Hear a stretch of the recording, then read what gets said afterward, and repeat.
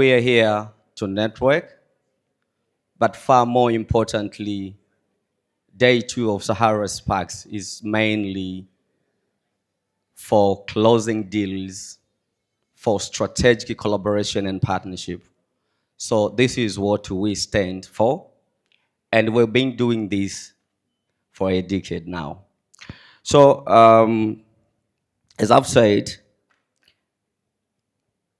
Sahara Ventures, we truly appreciate the support that we've been receiving from the partners, the sponsors.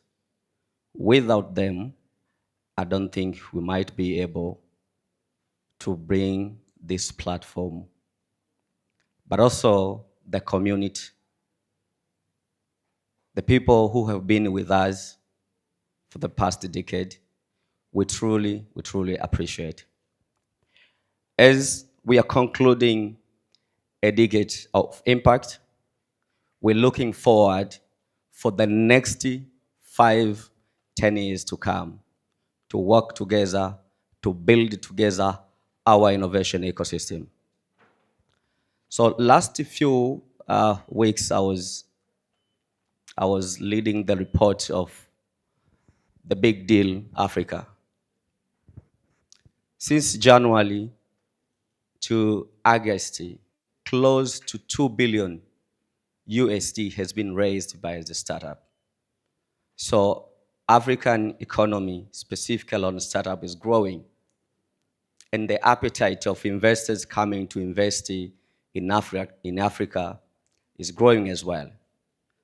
But also, we as Tanzania, we can't sit in the corner just cherishing Nigerians, Kenya, South Africa, and Egypt, calling them kings. So we need a space. And that space will really assure that our startups, they are really raising money, and of course, we need to be part of the kings. We know there are few examples, Tanzanian startup, they've been able to raise funding. So probably most of us, we know Nala, Ramani, and other startups, they've been able to raise significant amount of money. So we're looking to have more of this coming from Tanzania. You will agree with me that the appetite and the interest of the government at the moment is very high. The government is supporting heavily. Last year, the president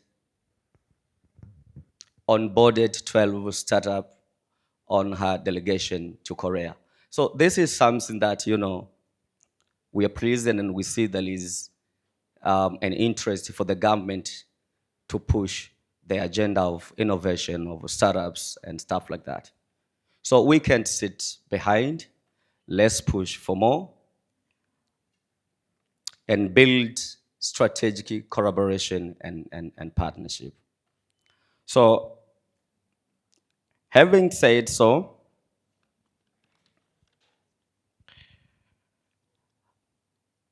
we'll be having a session. Normally on the stage, startups always pitch to investors, but today it's a bit different. So the investors, they will be pitching to startups, right? So we'll get to know their thesis of investment. How do they make a decision whether they're investing to your business or not? But also we'll get to know what sector specifically they have interest in investing in.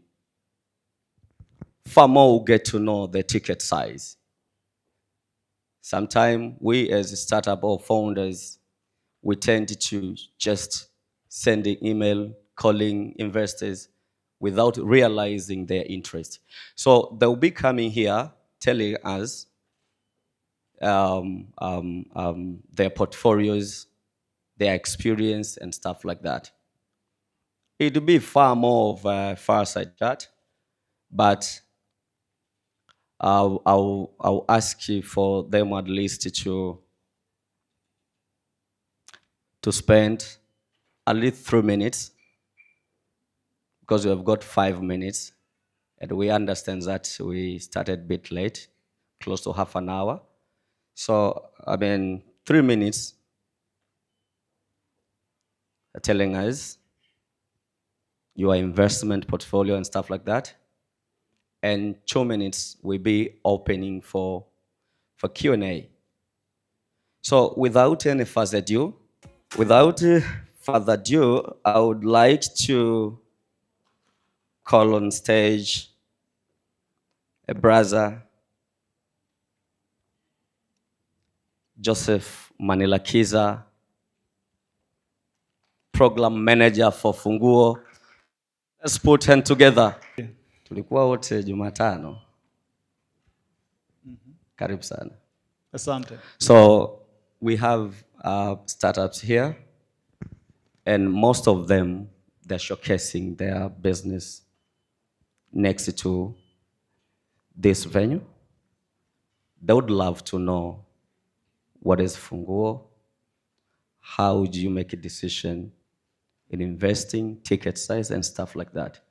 The Funguo Innovation Program came into the space just to try to fill the missing middle. That's what we call it, because we are targeting impact-driven startups that we might say are a bit too big for some of the very early stage kind of investors, but are too risky for the banks and are not ready for the VCs. So that's how we kind of define ourselves.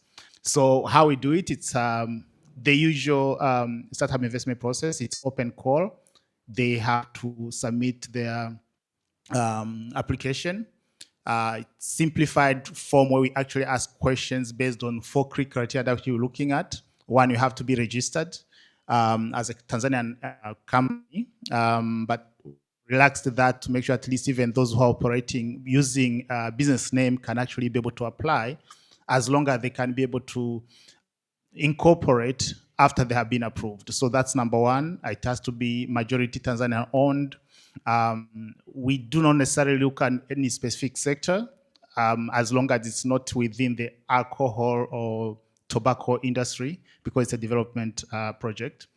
And we basically analyze based on only 4 key criteria, because we're an innovation program, so it has to be innovative. So you have to demonstrate that you are an innovative business. And that's also relaxed. We look at what's innovation. For us, it's either you are doing something differently, or you are coming up with a new improved business model or process or service or product. So it's really how you define it, and we have to agree, because there's a set of questions that we do ask.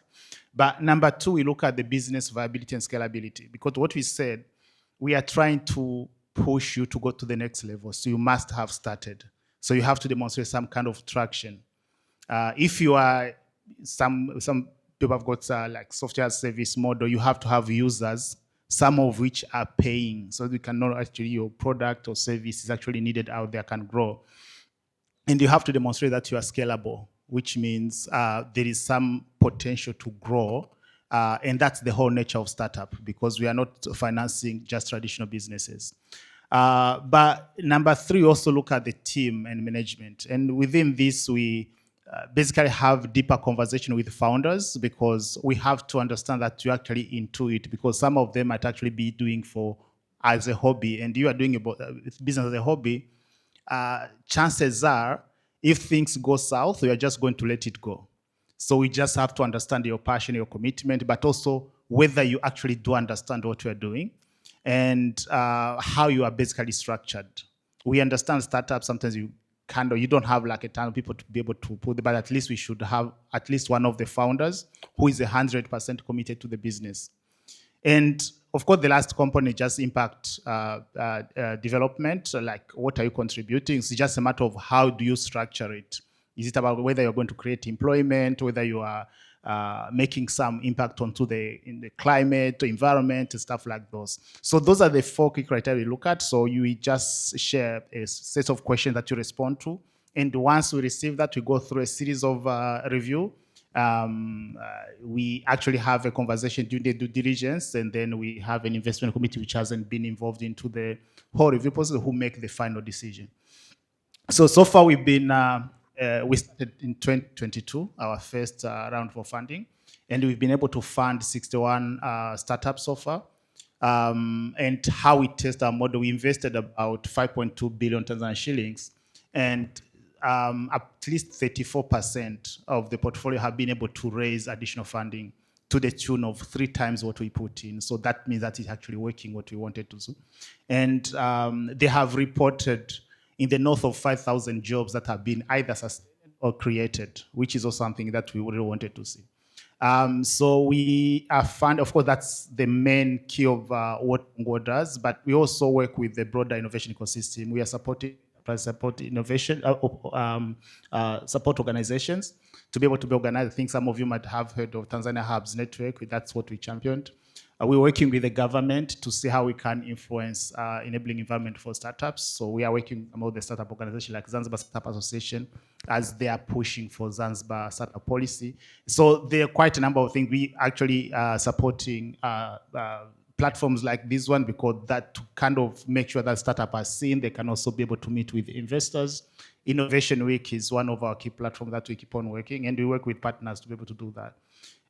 We do this because we are funded by 3 key development partners, and this is also unique because it's not always when you see different partners putting money together into one initiative to be able to push for startups.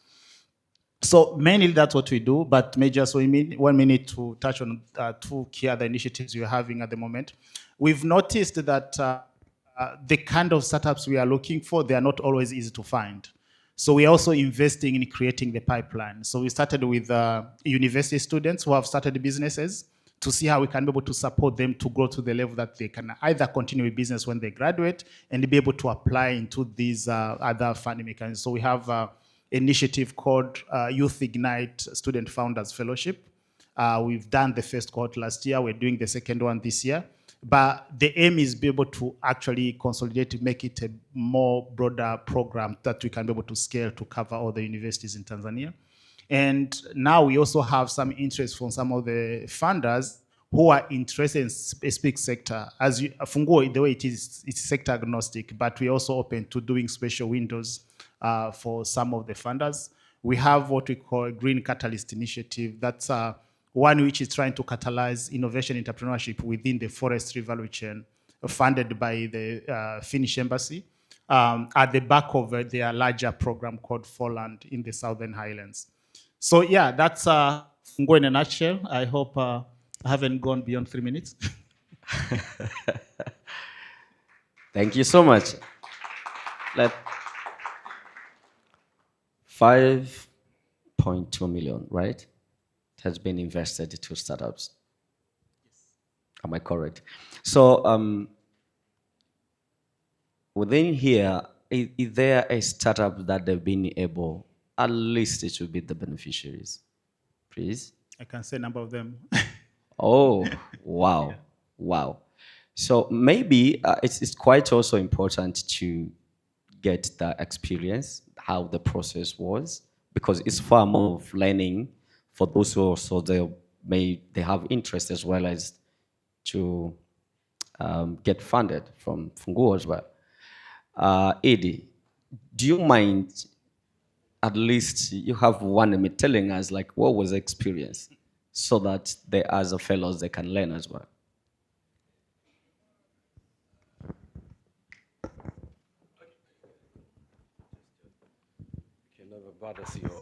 All right, so Joseph, thank you. Yeah, I think so the Funguo funding, I think it's one of the funding that for us Safari Wallet actually changed our ways, I'd say, because I think before that, if you do remember, tourism sector at some point was not really paid attention to. I remember this was past COVID, so I'd say we were the first cohort, I believe. It was the time just you guys opened up the window. The only thing that I remember during the time of application, I think I've never seen a longest form with hardest questions. You can be filtered before even before even you go. You can actually doubt yourself. What do you really know what you're doing, or are you just jumping because you want to raise funds? And I think some of us, we were not really lucky to be funded for the past 5 years when we started, and then on the 5th year when you guys came in, it where the changes came in. And I think you managed to on our end, we were able to basically, with your funding, we were able to go to South Africa and Namibia and meet a number of companies. And I think that was actually post-COVID. So yeah, I mean, that's all I can share. Thank you. Thanks, Edie. Thank you so much, Joseph. Maybe on the form, maybe the unique nature of Vifungo, what we do, we actually keep on learning from one process to the other. I like the comment about the form being long, because we get that kind of feedback immediately after the first round. But what we told people is like, one, would you have preferred that we actually ask you to develop a business plan and submit it to us? Or we'd rather ask you questions, and within that space, you actually create a business plan. So that's what we opted to.